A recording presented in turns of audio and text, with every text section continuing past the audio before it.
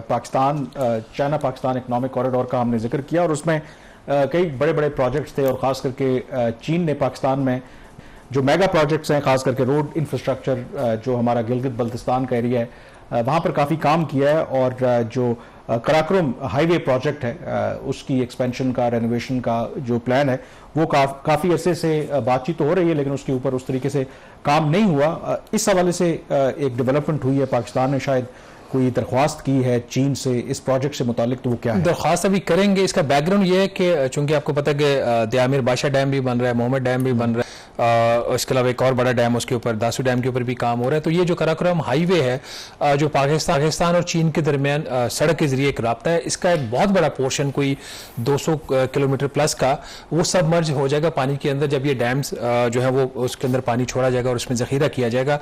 और हुकूमत का ये ख्याल है, जो इनकी जो टाइम लाइन्स हैं, कि मई 2028 में ये जो सड़क है ये पानी में डूब जाएगी।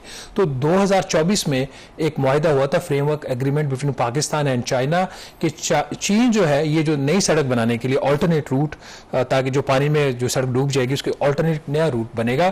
तो उसमें ये एक फ्रेमवर्क एग्रीमेंट ये हुआ था कि चाइना इसके लिए 85% कर्जा फराम करेगा सड़क की, जो भी इसकी लागत होगी, और 15% गवर्नमेंट ऑफ पाकिस्तान अरेंज करेगी। लेकिन 2 साल से ज़्यादा का अरसा गुजर गया, इसके ऊपर कोई डेवलपमेंट नहीं हुई। टाइम गुजर रहा है, दयामिर बादशाह डैम के ऊपर भी काम हो रहा है, तो दयामिर बादशाह के ऊपर भी काम की वो स्पीड नहीं है जो होनी चाहिए थी, बट एक फोकस ज़रूर है। तो ये जो अब एक नई सड़क बननी है कराकोरम हाईवे फेज़ 2, इसकी जो टोटल लागत है कोई 500 अरब रुपया या 1.8 अरब डॉलर। और इसकी अब चाइना ने ये प्रपोज किया है कुछ अर्सा पहले कि आप इसको एक फेज में ना बनाए, इसको 2 फेजेज में बनाए। और पहली फेज की उन्होंने को 326 अरब रुपए की लागत दी है, 1.1 बिलियन डॉलर। लेकिन चाइनीज अभी तक 2 काम नहीं कर रहे।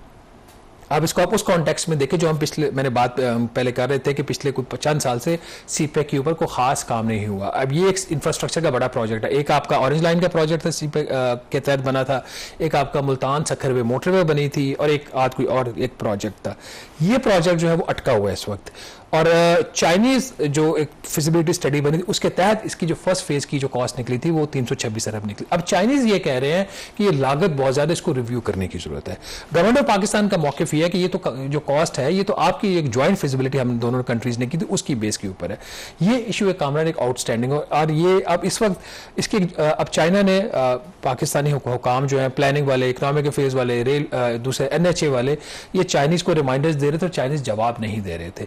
जो आखिरी ज्वाइंट कोऑपरेशन कमेटी की जो मीटिंग हुई थी सीपेक की, उसके अंदर भी पाकिस्तान ने ये इशू पिछले साल सितंबर में रेज किया था कि आप इसका एक फाइनेंसिंग एग्रीमेंट हमारे साथ कर लें और इसकी बिडिंग जो है वो एटलीस्ट आप कर लें। तो चाइना इसके ऊपर नहीं माना था। अब उनकी जो चाइना की ट्रांसपोर्ट मिनिस्ट्री है उन्होंने खत लिखा है जी कि हम इसके ऊपर एक टेक्निकल जो इसका एक वर्किंग ग्रुप है ज्वाइंट, उसकी मीटिंग करने को तैयार है। वो मीटिंग होनी थी अगस्त के आगाज में। चाइना में कुछ इशूज थे फ्लड से रिलेटेड, तो वो मीटिंग अब पोस्टपोन हो गई है towards end of the month tentatively.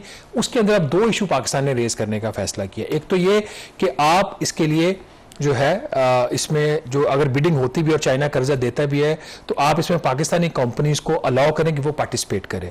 अभी तक जो चाइना की फंडिंग के साथ प्रोजेक्ट हो रहे हैं उसमें सिर्फ चाइनीज कंपनीज आ रही, 3 चाइनीज कंपनीज होती हैं, उसमें से एक को ठेका मिल जाता है, उनकी अपनी बिडिंग होती है। एक तो पाकिस्तान उनसे ये रिक्वेस्ट करने जा रहा है। दूसरा, पाकिस्तान का ये ख्याल था कि अगर अब भी चाइना इस प्रोजेक्ट को आगे लेकर नहीं चलता तो फिर वो अपने वसाइल से इस प्रोजेक्ट को मुकम्मल करने की कोशिश करेगा। तो ये इसका एक बैकग्राउंड है। इसके हवाले से इसी हफ्ते एक मीटिंग हुई थी सीपेक रिव्यू की, उसमें ये चीज़ें तय हुई हैं। अब तय तो हुई हैं, अब आगे चाइना मानता है नहीं मानता, हमारे पास वसाइल है या नहीं। बट एक चीज़ बड़ी क्लियर है कि जिस स्पीड से सीपेक कभी होता था अब उसकी वो वाली स्पीड नहीं रही, स्पीड इसकी स्लो हो गई है। और स्लो होने की वजह से अब ये प्रोजेक्ट जो है जिसकी सिग्निफिकेंस चाइना के लिए भी है, पाकिस्तान के लिए भी तो है ही है, चाइना के लिए भी है कि चाइना को भी एक ऑल्टरनेट एक रूट चाहिए होता है जो एक स्ट्रेटेजी, उसका पर्पस भी है बेल्ट एंड रोड इनिशिएटिव का।